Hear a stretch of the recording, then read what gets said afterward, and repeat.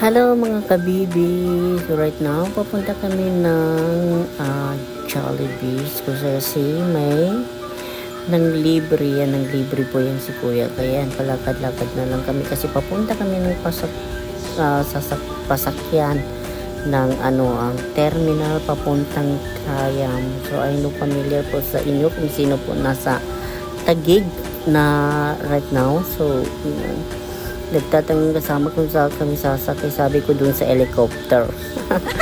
Joke lang guys. Joke lang mga habibi, mga bibis ko. So yan, may pag-cute-cute pa dyan. Hindi naman cute. Yun siya yung kasama ko. So yan, pasakay na kami ng tricycle kasi papunta na kami ng Trayam. Kasi doon kami mag-Jollibee. Kasi dito sa area kasi namin sa Menio Lower Bikutan is wala po Jollibee dito na malapit. So sa